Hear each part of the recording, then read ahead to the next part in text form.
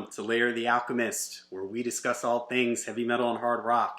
On today's episode, my thoughts on the upcoming Judas Priest box set. This was just recently announced as of the making of this video. 42 CDs. I mean, that is, wow. It is a 50th anniversary box set. 42 CDs, that is just incredible. It is $479.98 on pre-order from their website. I applaud them for putting all this stuff together in one place. Now what you're getting is you're getting all the albums.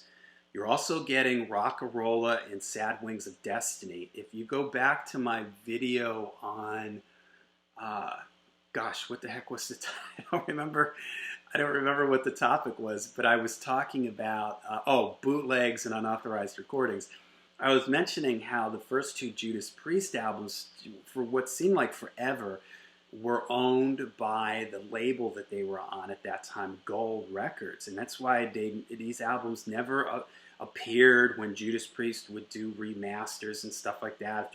Remasters of those records were always done by Gold outside of the Judas Priest camp. Well, they must have got the rights to these or worked out some sort of arrangement because they're here in the set. You also get the Ripper stuff. You get all the live albums that they've put out over time. There's 3 full shows on here, and I believe it said 5 unreleased tracks. That's kind of disappointing. It would have been cooler if there were a little bit more unreleased stuff.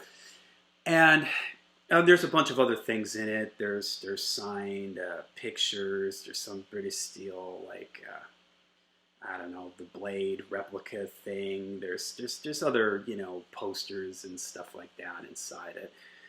The problem is, all right, and the CDs are going to be remastered, okay, which could be a good thing or it could be a bad thing. The last time Priest did their remasters, which was, I think, like the early 2000s to mid-2000s or something, I don't really like those remasters. To me, they're kind of bright and harsh. I've talked about the loudness wars. They're not really crushed dynamically, but there is some dynamic compression going on. Check out my Loudness Wars video for more on that. So maybe the remasters will be really nice, and it will kind of be nice to have Rock-A-Rolla and Sad Wings of Destiny sonically lining up with the other albums, because Gold was always doing those. They always sounded, they never fit sonically, the remaster-wise with the rest of the catalog. So that might be good to have a consistent remaster across their entire catalog.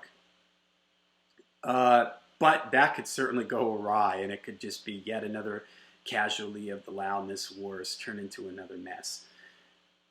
But here's the problem. I mean, at this price, most Judas Priest fans are going to have some or most or all of these studio albums. I have pretty much all of them on either vinyl, or I have all of them on CD. Now, some of the Ripper stuff I don't have on vinyl.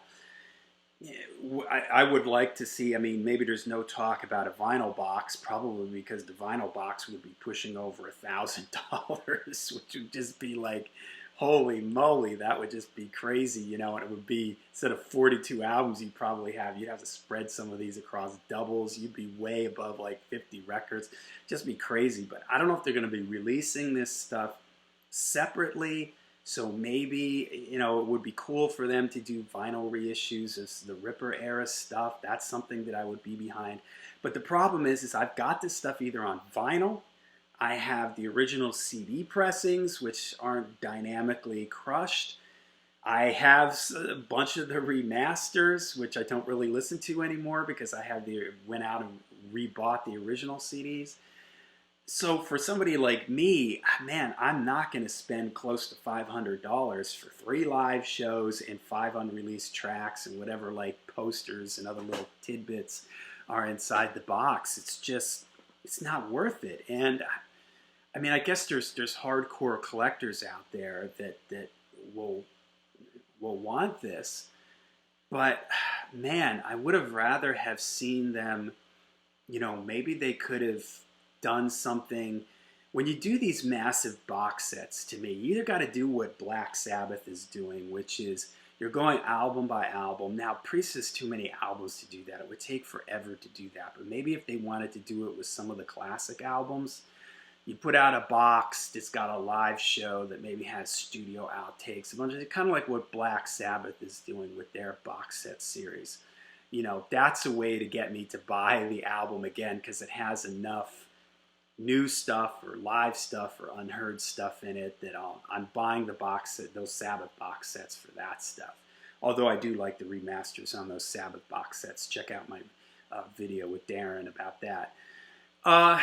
So there's just not enough here for me to want to shell out this kind of money. I'm hoping that the stuff gets separated, or maybe it'll be on the streaming services so I can hear the live stuff. But man, it just doesn't inspire me to want to go and get this because I have pretty much most of 80% of this, 85% of this already. And if you're going to do a massive box set like this, one of the bands that I saw that did this the right way was Pink Floyd when they did their early years box. That is mind-blowing. I could not, it's massive. I don't know how many CDs are in that. It's a ton of stuff. And it is basically, it's all unreleased. There's some stuff on there, like I think they remixed Metal, I think, or Obscured by Clouds. I can't remember which one. So, I guess you could say that's not, it is new, but if you already had the album, maybe you don't care about that. But there was tons of like live stuff I had no idea ever existed. Like a bunch of recordings of Adam Hart Mother without the orchestra, just, TV appearances, all kinds of stuff. And was it expensive? Yeah. But man, if you're a Pink Floyd fan, and I never got it, I probably should. It's on the streaming services, so I listened to it a whole bunch on that. But for a Pink Floyd fan, I mean, I'm sure the Pink Floyd fans had a lot of that stuff on bootlegs, but that to me is really, whatever the price tag was on it, and I know it was really expensive. It was in this league like, $500 or something. To me, that would be worth it because you're getting so much new stuff.